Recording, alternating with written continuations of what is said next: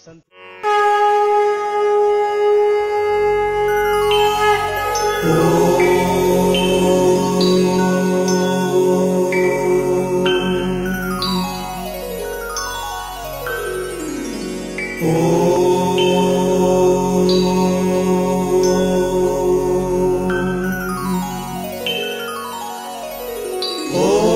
विष्णु हरि श्री लक्ष्मी नारायण नमः। ओम विघ्नहरण गौरी गणपत मंगलाय नमः।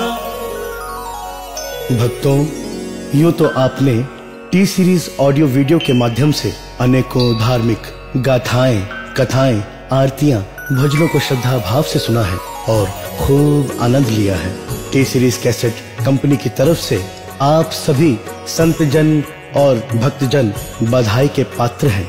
आपके इस असीम प्यार को टी सीरीज कैसेट एवं वीडियो आपके लिए लेकर आए हैं कुंभ पर्व की पावन महिमा पर। और इस कुंभ स्नान से क्या क्या फल मिलता है, कुंभ हमारे भारत में कहां कहां लगता है, कौन कौन सी पावन नदियां हैं जिनके तट पर कुंभ के मेले लगते हैं, ऋषि मुनि साधु सन्यासी महात्मा इस कुंभ स्नान को क्यों श्रेष्ठ मानते हैं। भगवान विष्णु जी द्वारा ये अनमोल कुंभ रत्न हमें प्राप्त हुआ है। आइए सबसे पहले हम आपको बताते हैं कि कुंभ पर्व के स्थान कहां कहां हैं। उत्तराखंड के हरिद्वार में गंगा के तट पर और उत्तर प्रदेश में इलाहाबाद प्रयाग में गंगा यमुना सरस्वती के संगम तट पर, उज्जैन मध्य प्रदेश शिप्रा नदी के तट पर एवं महाराष्ट्र नासिक में गोदावरी नदी के तट पर। भक्तों, भारत में ये 4 कुंभ लगते हैं, जिसमें हरिद्वार गंगा तट पे और इलाहाबाद प्रयाग में अर्ध कुंभ भी लगते हैं।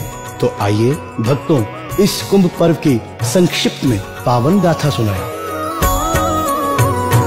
आओ दर्शन कुंभ का करने, कुंभ की महिमा अपरंपार। कुंभ स्नान में डुबकी लगाकर भव से तर जाता संसार। आओ दर्शन कुंभ का करने, कुंभ की महिमा अपरंपार। कुंभ स्नान में डुबकी लगाकर भव से तर जाता संसार।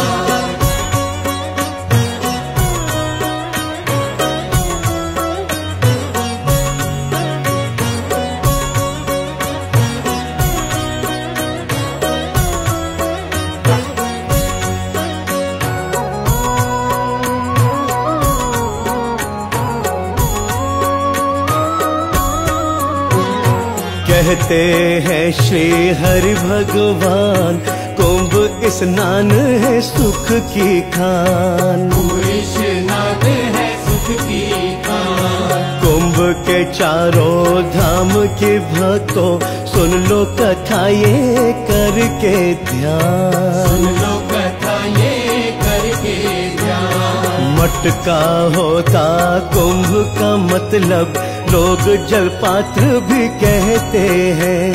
शुभ मंगल की ये निशानी ऋषि मुनि ये गाते हैं। इस दुनिया में कुंभ के स्थल भक्तों भारत में है चार। आओ दर्शन कुंभ का करने, कुंभ की महिमा अपरंपार। कुंभ स्नान में डुबकी लगाकर भव से तर जाता संसार। भक्तों, हिंदू धर्म में प्रत्येक व्यक्ति यही आशा रखता है कि हम भी कुंभ पर्व पर एक बार जाकर स्नान करें, कुंभ का मेला और वहां पधारे बड़े बड़े महापुरुषों एवं साधु सन्यासियों के दर्शन करें। भक्तों, ज्ञानी धर्म गुरु ये बताते हैं कि संपूर्ण भारत में कुंभ पर्व सिर्फ 4 स्थानों पर होता है। पहला, हरिद्वार गंगा तट पर, इलाहाबाद प्रयाग में गंगा यमुना सरस्वती संगम के तट पर, उज्जैन में शिप्रा नदी के तट पर जिसे सिंहस्थ भी कहते हैं, और चौथा नासिक गोदावरी नदी के तट पर। ये 4 स्थान कुंभ के हैं। जिसमें गंगा धाम का नाम लेने से ही समस्त प्राणियों का कल्याण हो जाता है। कहते हैं हर की पौड़ी पर स्नान करने से पापों से मुक्ति और मोक्ष प्राप्त होता है।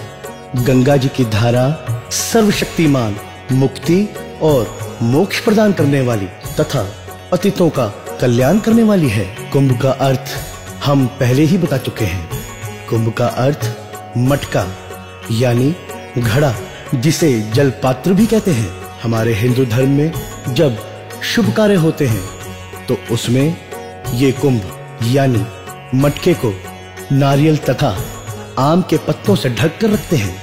इसके बाद शुभ कार्य देवी देवताओं का आवाहन किया जाता है। इसी कुंभ की गाथा को आओ सुनते हैं।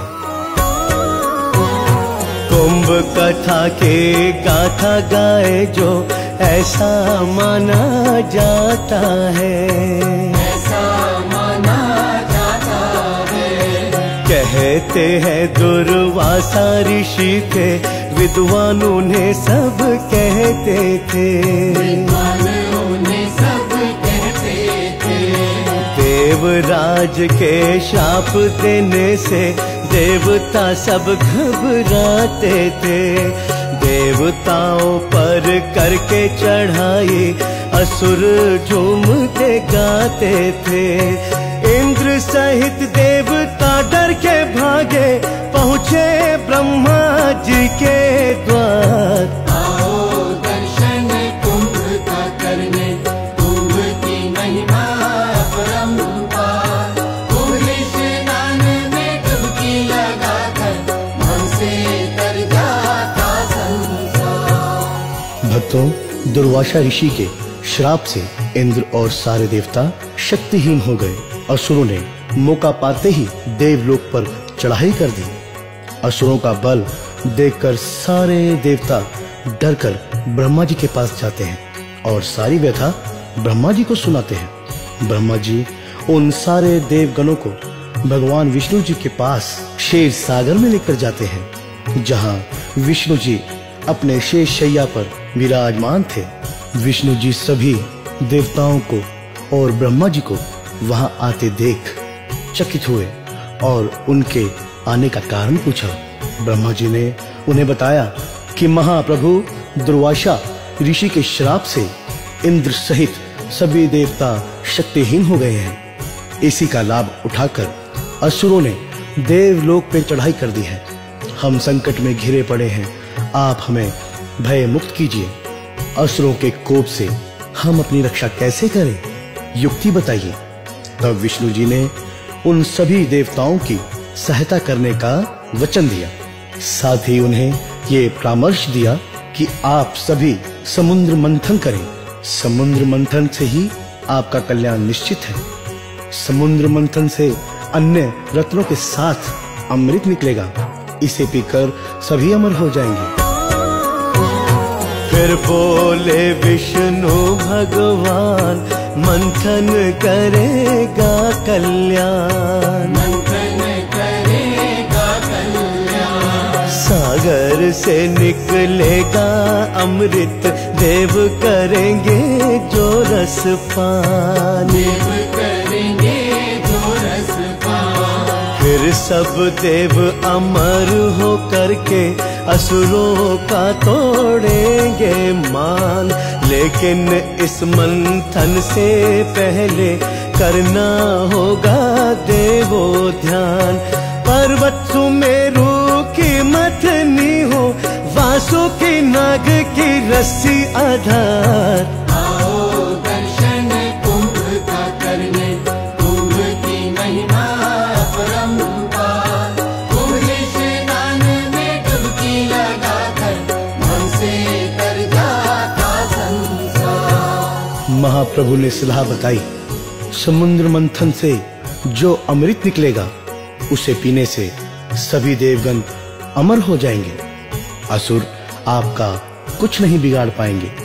असुरों के बल घट जाएंगे, परंतु आपको समुद्र मंथन करना होगा और उसमें यह भी जरूरी होगा कि समुद्र मंथन के लिए आपको सुमेरु पर्वत की मथनी बनानी पड़ेगी, जिसमें वासुकी नाग की रस्सी लगानी होगी। ये भी ध्यान रहे, ये कार्य अकेले देवताओं के लिए असंभव है, सिर्फ देवताओं के बस का कार्य नहीं है। इसमें असुरों को बराबर का हिस्सेदार बनाने का लोभ देकर उन्हें भी समुद्र मंथन में शामिल करना होगा, तब समुद्र मंथन की ये योजना सफल होगी। इसके लिए असुरों के राजा बलि को निमंत्रण दिया जाए। जब असुर राजा बलि को अमृत पान का लालच दिया तो सारे असुर समुद्र मंथन के लिए राजी हो गए। तब भक्तों, सुमेरु को मथनी बनाकर समुद्र के बीच रखा गया और वासुकी नाग की रस्सी से मथने की तैयारी की। सुमेरु का भार अधिक होने से भगवान विष्णु जी ने उसके डूबने में रक्षा की और समुद्र मंथन शुरू हुआ। देवताओं ने पूंछ को पकड़ा, दानव मुख पकड़े हर्षाए। दानव मुख पकड़े हर्षाए। जय जय विष्णु की बोल के दोनों समुद्र मंथन करते जाए। समुद्र मंथन करते जाए। मंथन से पहले विष निकला, जिसे देख कर सब घबराए। शिव ने फिर उपाय निकाला, विष पी कर नीलकंठ कहलाए। शिव की शक्ति देख के भक्तों मच गया जग में हाहाकार। आओ दर्शन कुंभ का करने, कुंभ की महिमा अपरंपार। कुंभ स्नान में डुबकी लगाकर मन से तर जाता संसार। भक्तों, समुद्र मंथन में सबसे पहले विष निकला, जिसकी ज्वाला को कोई नहीं संभाल पाया। तब भगवान शिव ने उसका विषपान किया। अपने कंठ में रखने से शिव शंभु नीलकंठ कहलाए। इसके बाद एक एक करके और भी रत्न निकले, जैसे ऐरावत हाथी, ऊंचे श्रवा अश्व जो देवराज इंद्र ने ले लिए।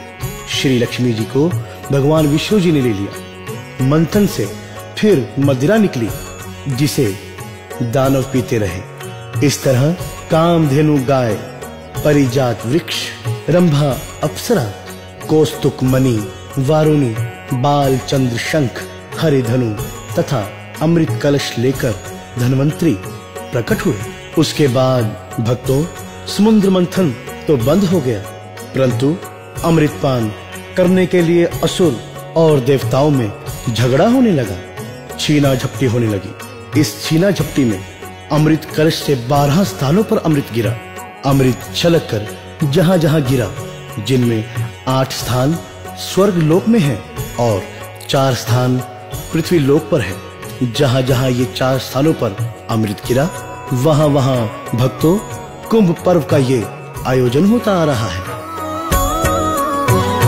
पहला कुंभ हरिद्वार में, दूसरा कुंभ प्रयाग कहलाए। दूसरा कुंभ प्रयाग कहलाए। तीसरा कुंभ उज्जैन बना और चौथा नासिक में लग जाए। और चौथा नासिक में लग जाए। जब जब यहाँ लगते हैं मेले, कुंभ में भीड़ करोड़ों आए। इस पावन स्नान से भक्तों मात पिता पुरखे